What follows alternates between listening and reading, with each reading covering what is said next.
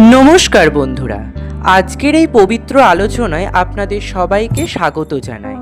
आज आमरा कथा बोलबो एमन एक ब्रत निये जा शुधु एकटी आचार नय, शुधु एकटी धर्मीय अनुष्ठान नय, एटी एकजन मायेर हृदयेर गभीरतम प्रार्थनार प्रतीक। आजकेर विषय नीलषष्ठी ब्रत। एकजन मा जखन सन्तानेर मुखेर दिके ताकान तखन तार चोखे थाके भविष्यतेर स्वप्न, मने थाके हाजारो चिंता और अंतरे थाके एकटाई प्रार्थना, आमार सन्तान जेन भालो थाके। सेई चिरंतन प्रार्थनाकेई आचार ओ भक्तिर रूप देय नीलषष्ठी ब्रत। बांगला चैत्र मासे कृष्णपक्षेर षष्ठी तिथिते पालित हय एई पवित्र ब्रत। এই দিন মা ষষ্ঠীর আরাধনা করা হয়। মা ষষ্ঠীকে বিশ্বাস করা হয় সন্তানের রক্ষাকর্ত্রী দেবী হিসেবে। তিনি জন্মের পর থেকে সন্তানের প্রতিটি পদক্ষেপে অদৃশ্যভাবে আশীর্বাদ করে চলেন। সন্তানের অসুখে, বিপদে, অশান্তিতে মায়েরা প্রথমেই যে নামটি স্মরণ করেন তা হলো মা ষষ্ঠী। পুরাণ ও লোকবিশ্বাসে বলা হয় মা ষষ্ঠী সন্তানদের আয়ু, স্বাস্থ্য ও ভাগ্য রক্ষা করেন। এক প্রাচীন কাহিনীতে শোনা যায় এক মা দেবীর প্রতি অবহেলা করেছিলেন, ফলে তার সন্তান নানা দুঃখ কষ্টে জড়িয়ে পড়ে। সেই মা যখন নিজের ভুল বুঝতে পারেন তখন তিনি অশ্রুজল চোখে মা ষষ্ঠীর শরণাপন্ন হন এবং নিষ্ঠা ভরে ব্রত পালন করেন। দেবীর কৃপায় তার সন্তান আবার সুস্থ ও সুখী হয়ে ওঠে। এই কাহিনী কেবল গল্প নয়, এটি এক বিশ্বাস, এক অনুভূতি যা যুগ যুগ ধরে মায়েদের হৃদয়ে বেঁচে আছে।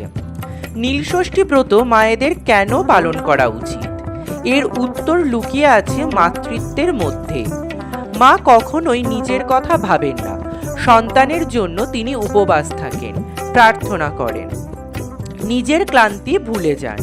এই ব্রত সেই ত্যাগেরই এক পবিত্র প্রকাশ। বিশ্বাস করা হয় এই দিনে উপবাস ও প্রার্থনার মাধ্যমে সন্তানের জীবনের অশুভ শক্তি দূর হয় এবং তার ভবিষ্যৎ উজ্জ্বল হয়। ভোরের নির্মল আলোয় স্নান সেরে পরিষ্কার বস্ত্র পরে যখন একজন মা ষষ্ঠীর সামনে দাঁড়ান, তার হাতে থাকে ফল, দই, চিড়ে, কলা আর হৃদয়ে থাকে অসীম ভক্তি। তিনি হয়তো উচ্চস্বরে কিছু বলেন না, কিন্তু তার নীরব প্রার্থনায় থাকে সন্তানের দীর্ঘায়ু, সুস্বাস্থ্য, সাফল্য ও সুরক্ষার আবেদন। এই নীরব প্রার্থনার শক্তি নীলষষ্ঠী ব্রতের আসল মাহাত্ম্য। আজকের আধুনিক ব্যস্ত জীবনে হয়তো আমরা সব নিয়ম নিখুঁতভাবে পালন করতে পারি না, কিন্তু ঈশ্বর কখনোই আড়ম্বর দেখেন না, তিনি দেখেন ভক্তির আন্তরিকতা। তাই যদি নিয়ম কমও হয় কিন্তু মন যদি ভক্তিতে ভরা থাকে তবে সেই প্রার্থনাই সবচেয়ে বড় পুজো। নীলষষ্ঠী আমাদের শুধু সন্তানের মঙ্গল কামনা করতে শেখায় না, এটি আমাদের মনে করিয়ে দেয় যে একজন মায়ের ভালোবাসা পৃথিবীর সবচেয়ে শক্তিশালী আশীর্বাদ। সন্তানের জীবনে যখনই কোনো বাধা আসে তখন মায়ের প্রার্থনায় তাকে পথ দেখায়, সাহস দেয়, শক্তি দেয়। আমাদের সংস্কৃতিতে 12 মাসে 13 পার্বণের ঐতিহ্য আছে।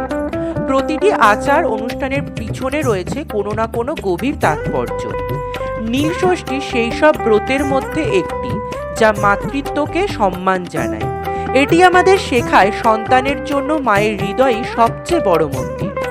সবশেষে বলতে চাই, নীলষষ্ঠী ব্রত পালন করা একান্তই ব্যক্তিগত বিশ্বাসের বিষয়, কিন্তু এর অন্তর্নিহিত বার্তা অত্যন্ত পবিত্র।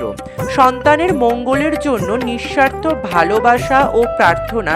যদি আপনি একজন মা হন তবে এই দিনটি হোক আপনার সন্তানের জন্য এক আশীর্বাদের দিন, আর যদি আপনি সন্তান হন তবে এই দিনে আপনার মায়ের প্রতি কৃতজ্ঞতা প্রকাশ করতে ভুলবেন না।